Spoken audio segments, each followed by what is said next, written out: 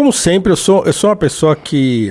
Eu sou muito relutante em ficar acompanhando notícia. E então eu sei muito pouco do que tá... Eu sei que tá acontecendo, que tem problemas muito graves rolando por aí. Em termos da política internacional e tal. O que tá acontecendo na Europa nesse exato momento? Eita, essa Qual é uma o rolo? boa questão. Essa é uma belíssima questão.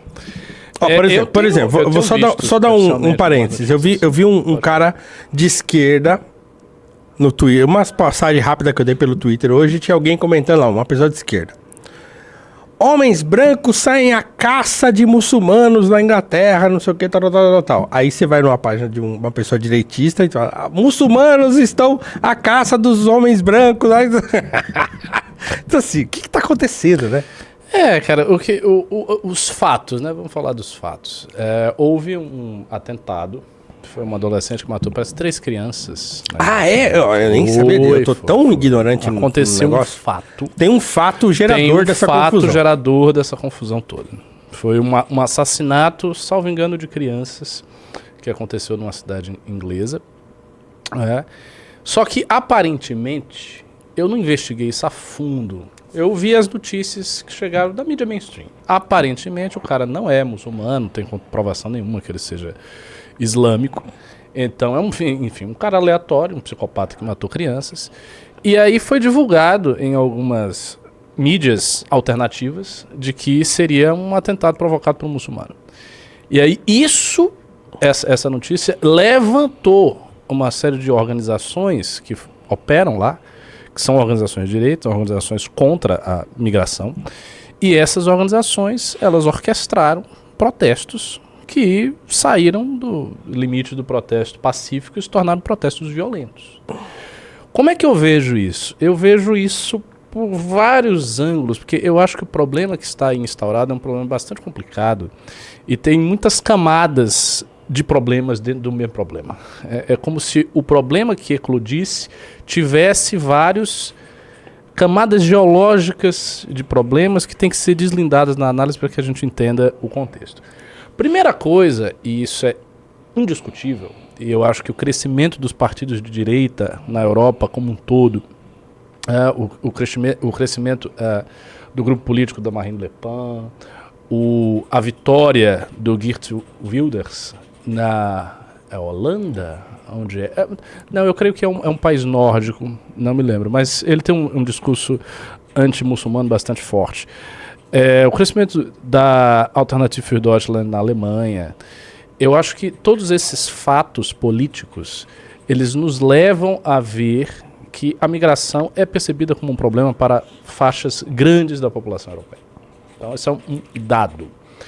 Parcelas muito significativas da população europeia enxergam a migração como um problema. Dentro deste problema... Essa migração agora mais recente. Isso.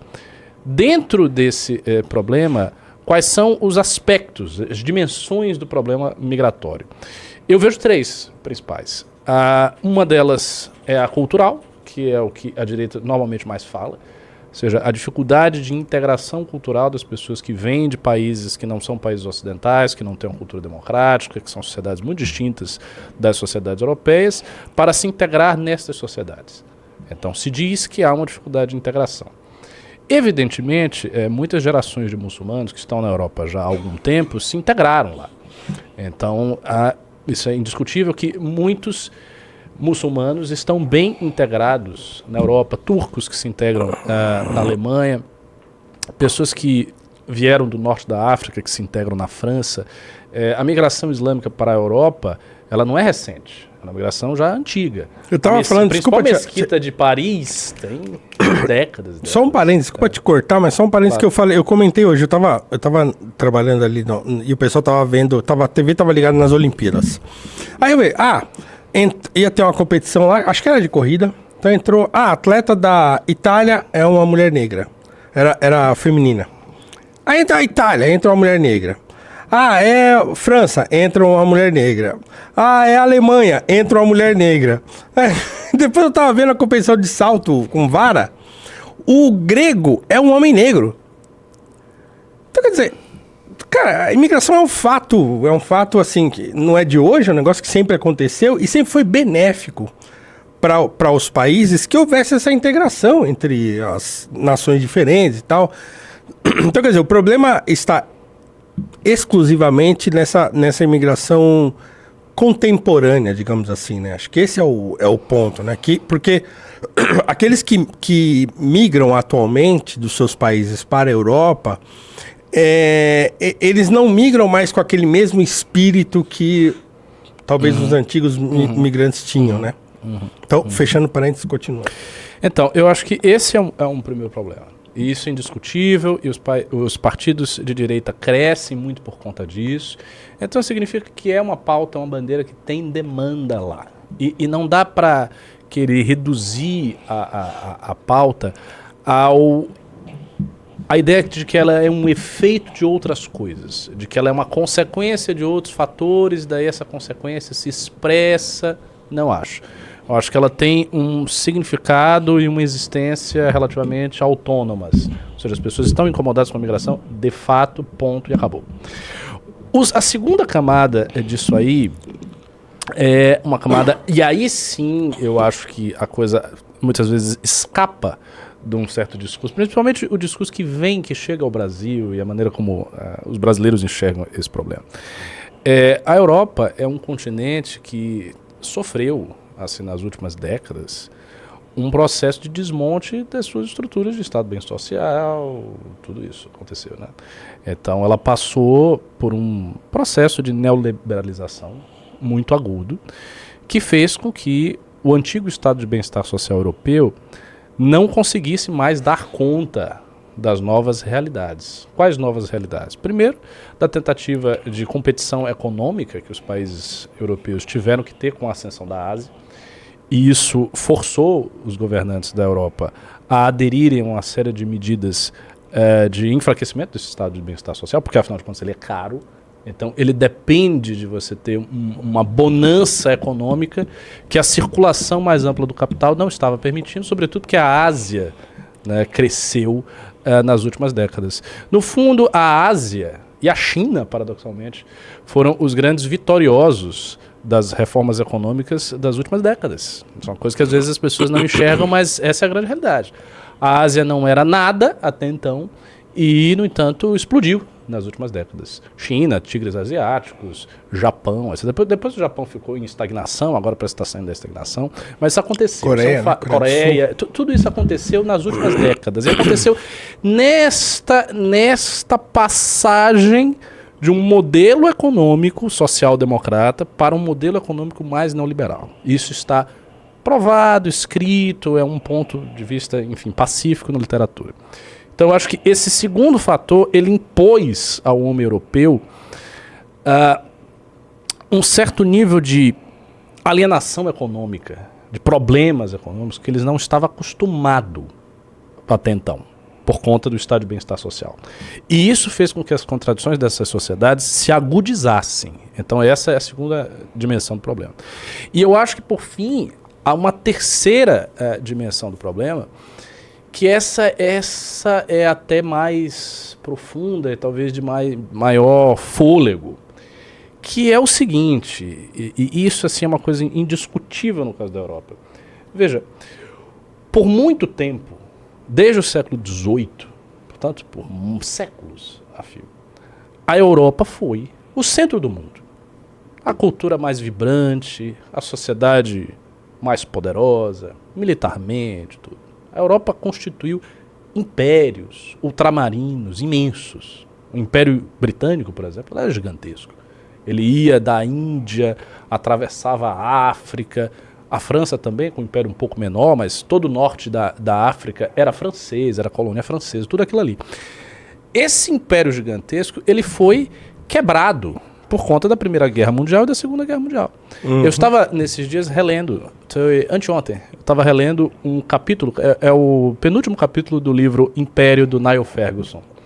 O Niall Ferguson, para quem não sabe, é um grande historiador britânico, historiador conservador, de orientação conservadora, e ele tem, entre outros livros, um livro chamado Império, em que ele conta a história do Império Britânico. E ele conta a história do Império Britânico com um viés relativamente favorável ao Império, sem esquecer as mazelas, os problemas, mas ele conta com esse viés.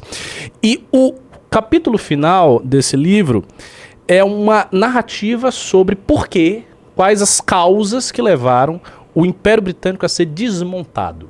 E ele começa essa narrativa citando uma carta do Churchill, que quando o Churchill tinha 17 anos, no final do século XIX, ele dizia que ele iria lutar até a morte pelo Império Britânico. E aí o Niall Ferguson diz o seguinte, mas quando ele morreu, esse império já estava desmontado. O que aconteceu nesse período?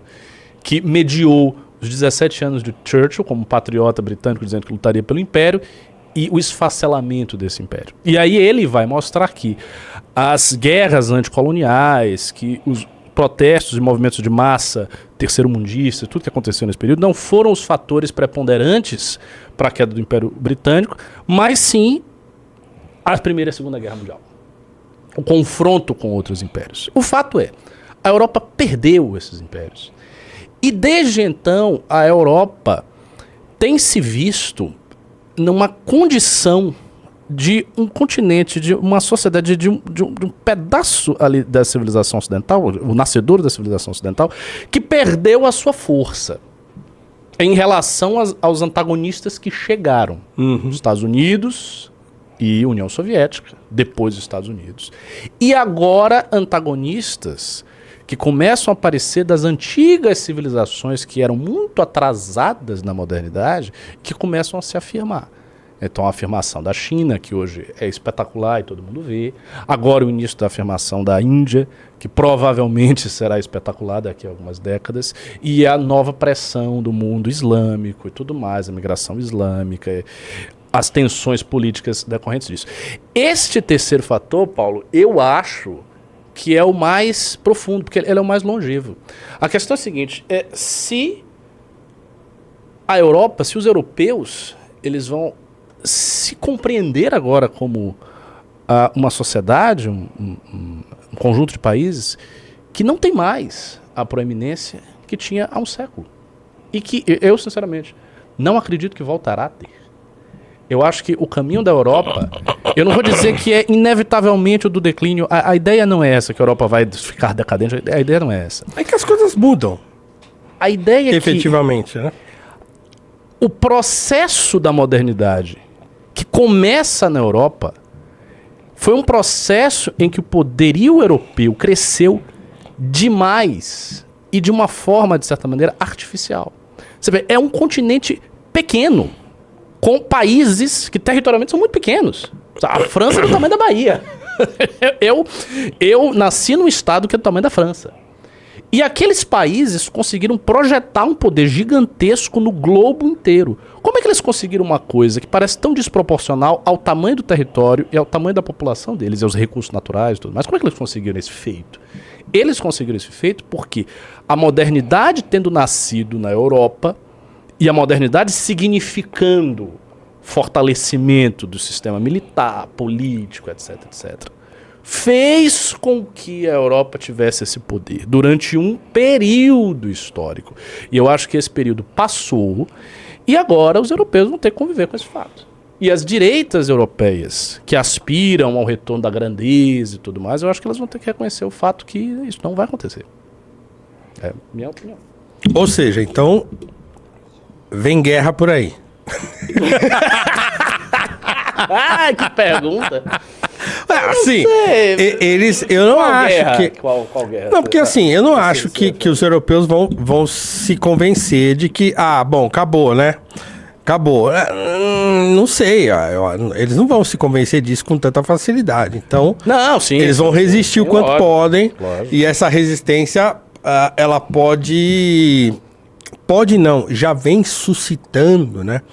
Um sentimento de, vamos lutar aqui pelo que nosso legado civilizacional, exatamente, pela nossa raça, sangue. Você entendeu? Aí começa a voltar todos aqueles fantasmas todos, né? Que estão sempre pairando e tal. Então isso é um perigo, né? Então a gente tem que olhar com muita cautela, muita atenção para isso estar acontecendo. Porque eu concordo, eu acho interessante essa tua perspectiva, porque o fato é esse, né? Não dá pra gente ser juiz da história vivendo a história. Tá? Não tem como.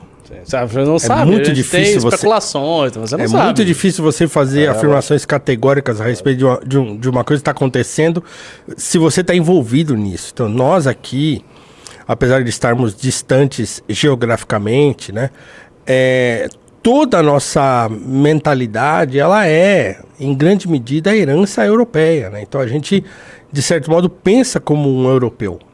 Né? Então, a nossa cabeça, o nosso modo de pensar, o modo como a nossa cosmovisão, digamos assim, né? Ela é baseada naquilo que a Europa legou para o mundo, né?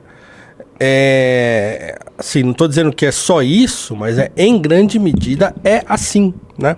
Nós temos, claro, uma série de outras influências, mas a influência europeia, ela é uma grande influência na mentalidade brasileira, inclusive. Então, quando, por exemplo, mesmo a direita brasileira, né?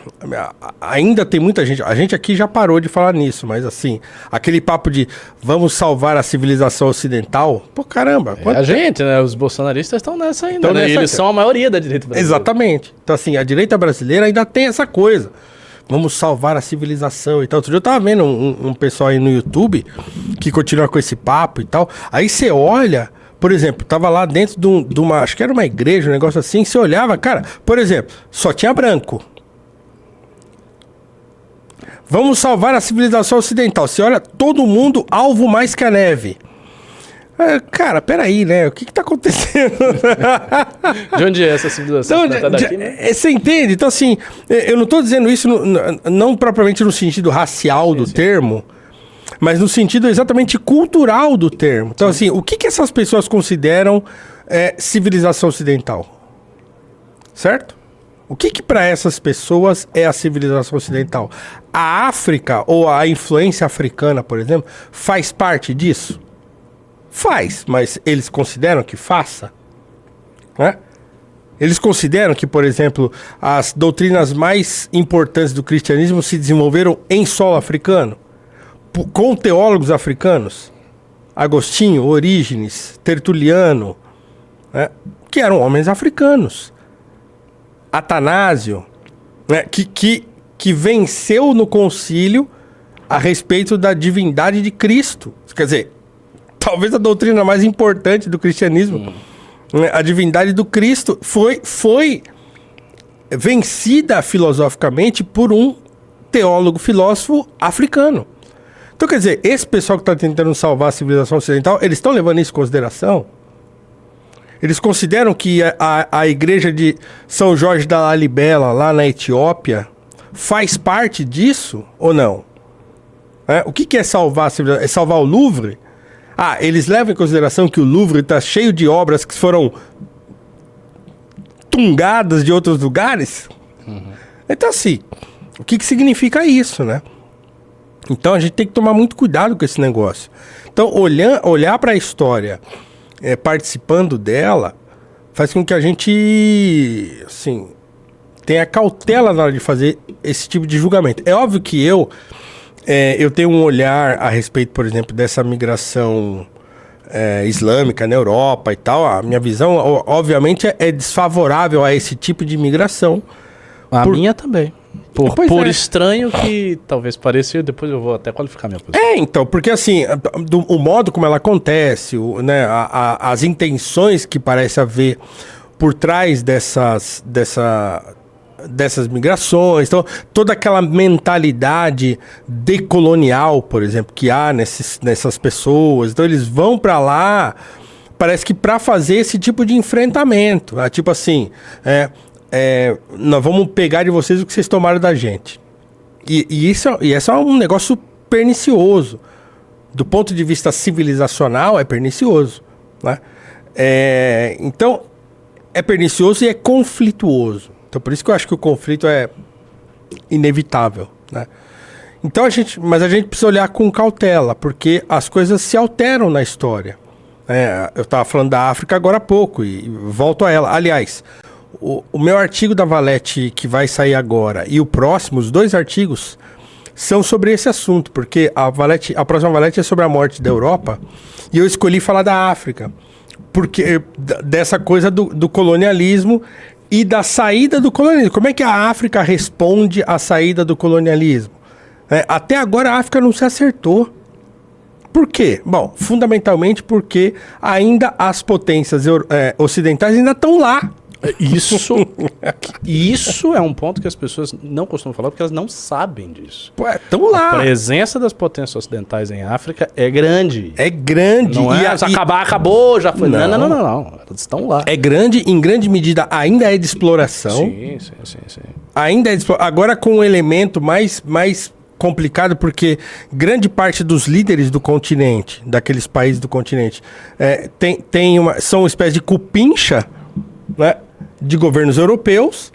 Então, assim, isso ainda está acontecendo. Então, como é que sai disso? A escolha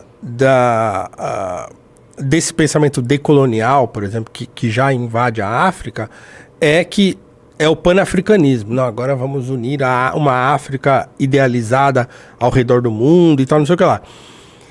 É disso que eu falei no artigo que vai sair. No próximo eu vou trazer uma outra perspectiva do mesmo problema. Então, quer dizer, a África já foi um continente pujante, riquíssimo, com impérios gigantescos, ricos, né?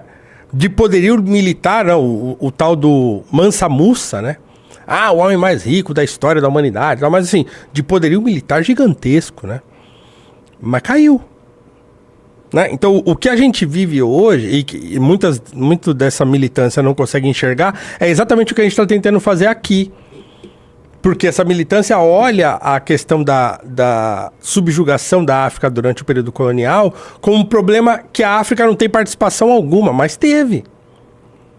Reinos africanos participaram do comércio de escravos para o Ocidente, para a Europa. A África já estava muito enfraquecida por guerras internas quando os europeus começaram a transacionar com os africanos. O próprio Islã tinha mudado a configuração do pensamento africano ao longo dos séculos e séculos que se instaurou lá. Então, assim, os processos históricos são muitas vezes incontroláveis. Não sei, que uma vez que startou um processo, ele vai embora, né? Então, acho que agora está acontecendo mais ou menos a mesma coisa. Então, não é que as pessoas não devam resistir, que as pessoas não devam tentar preservar alguma coisa que elas queiram preservar do que elas chamam de Europa hoje, né? Mas que elas não vão conseguir fazer isso por muito tempo, eu acho que não vão, né? Especificamente sobre a migração, eu já tive a oportunidade de falar nisso, tanto em spaces, nos antigos spaces do Twitter, que às vezes eu tenho saudade de fazer um space do Twitter, era legal, né? De falar bastante e tal. E até aqui no News também, e já tuitei sobre isso. Eu não sou favorável a nenhuma política de imigração irrestrita. Porque eu acho que todos os países, qualquer país, isso é uma decisão da nação. É uma decisão que atesta a soberania da nação poder escolher quem entra na sua nação. Não poder escolher quem sai. Não é simétrico. Não é simétrico. As pessoas devem ter liberdade para poderem sair das nações, quando elas desejam sair dali para ir para outra que as acolha. Uhum. Só que as nações têm também a soberania e a autoridade para decidir quem entra nas suas fronteiras. Isso para mim assim, é básico.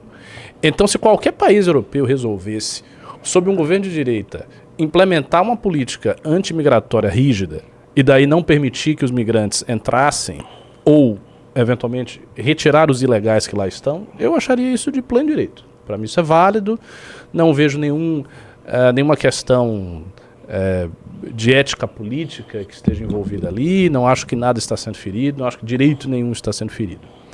Dito isso, a partir do momento que você tem pessoas que fizeram a migração e que estão legalizadas num determinado país, estas pessoas têm que ser respeitadas. E a elas deve ser conferido os direitos de um cidadão nacional.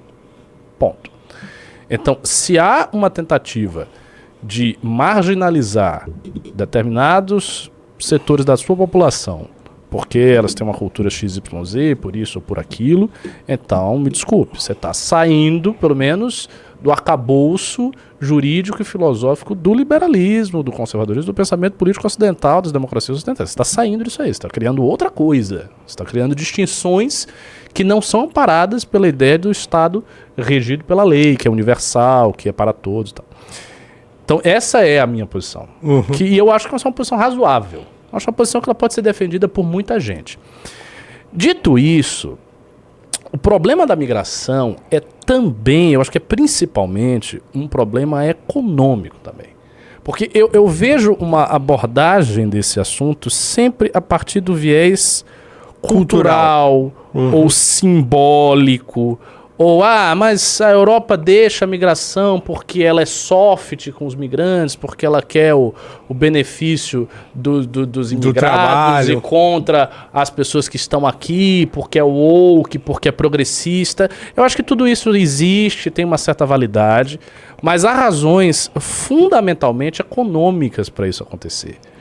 A mobilidade, eu já falei isso aqui, que é uma análise que todo sociólogo faz quando ele estuda as reformas econômicas das últimas décadas.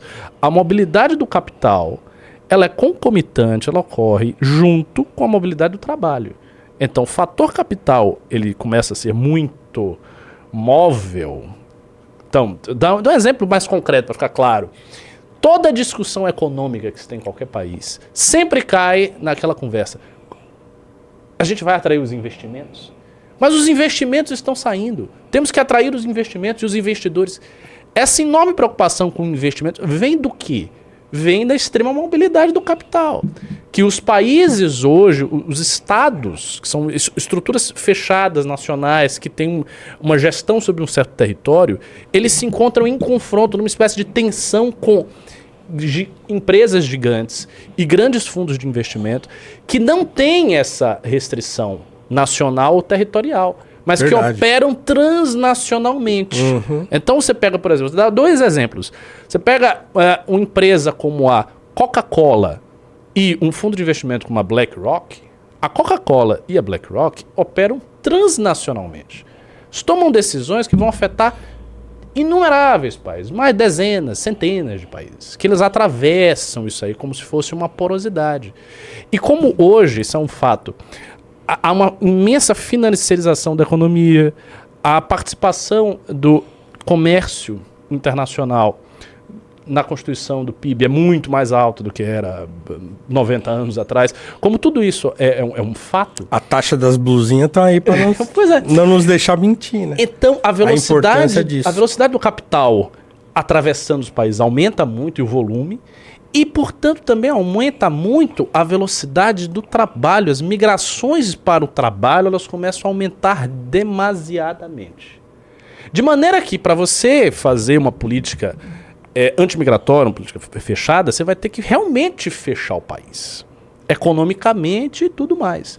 Eu acho que a direita europeia é mais consciente disso do que nós, porque eu acho que o nosso discurso é sempre muito liberalizante, o discurso da direita brasileira, embora ela esteja preocupada com essas questões culturais, eu acho que ele não se afina, ele não se sintoniza bem com o discurso europeu, mas os europeus, eles têm mais essa visão. Esse movimento, no entanto, tem um custo. Ele tem um custo. Existe um custo. Qual é o custo? O custo é que se você constrói economias mais fechadas, fecha mais, você vai ter que lidar com as dificuldades que as economias fechadas encontraram diante de um capital que pressiona para que elas abram. Então você vai ter que fazer um esforço para...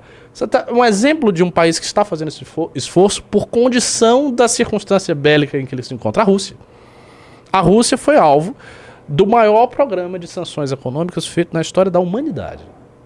Foram centenas e centenas e centenas de sanções econômicas que pesam sobre a Rússia hoje. O que a Rússia fez? A Rússia está em guerra.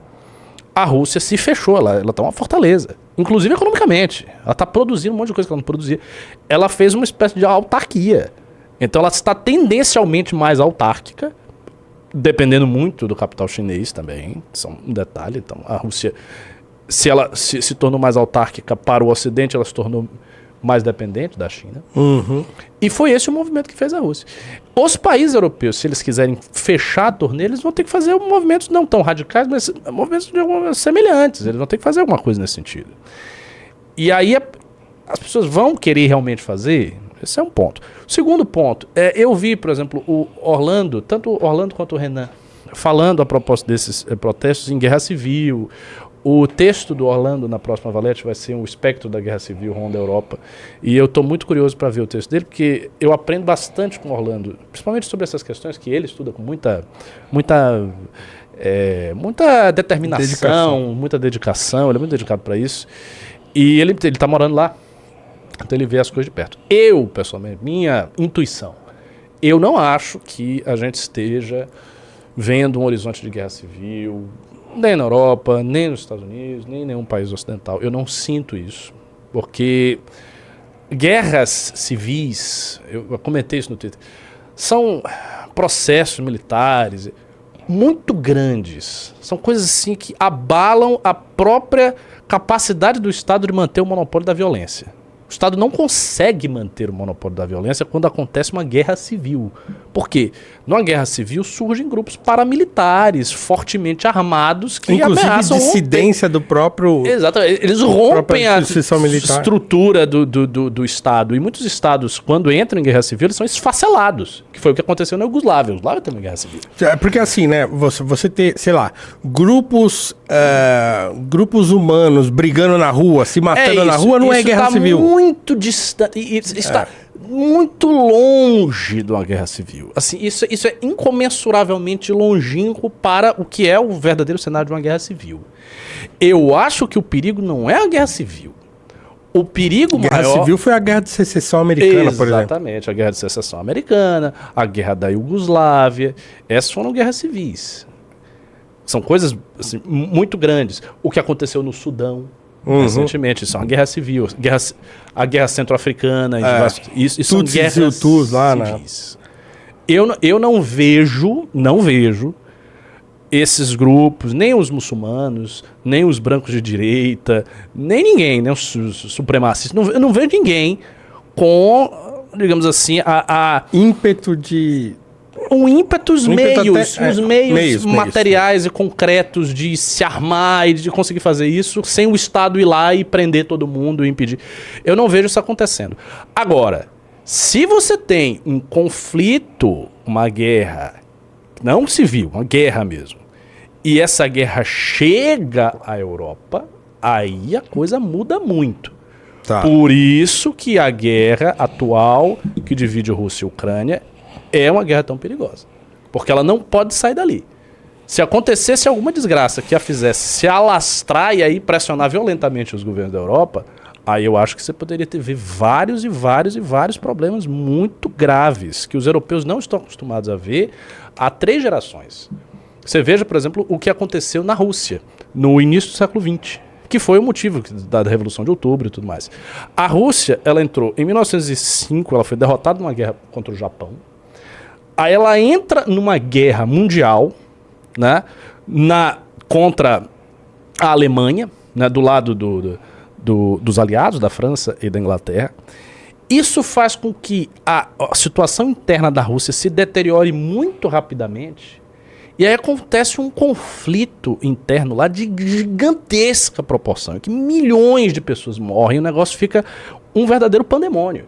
E é nessa situação de completo descabelamento, de loucura, que os bolcheviques, que eram uma minoria extremamente disciplinada, organizada e feroz, conseguem ir lá e tomam o poder, e acabou depois do governo provisório de Kerensky. Então, quando você tem uma situação que o país todo ele se sacode, aí realmente você tem um momento ali que pode pintar uma guerra civil, que pode pintar mudança de regime, que pode pintar coisas que o homem ocidental não está mais acostumado há muitas gerações. Eu acho que praticamente se perdeu do horizonte do homem ocidental. Quem hoje tem esse tipo de mentalidade, digamos assim, é uma minoria, né? Mas quem tem sim. Os muçulmanos, os africanos. São os africanos cristãos que passam por... Quem vive na pele, né? Não, eu tô dizendo assim, mesmo na Europa, quem tem é essa direita mais radical e tal, que que beira o nazi, né? Sim, que é uma direita perigosa também, né? Então, quem tem essa perspectiva mais assim, radical de vamos salvar a civilização, vamos salvar a Europa e tal. Tem um monte de gente envolvida nesse troço que é um pessoal bem esquisito, né? Então, só que eles são minoritários, então eles não têm poder, como você estava falando, não tem poder militar para levar isso a cabo, né? Então, vamos fazer lá umas arruaças, vai dar uma confusão, aí o Estado vai lá e acabou, pronto. Isso eu acho que acontece. Que é o que está acontecendo, a galera está sendo presa e aí?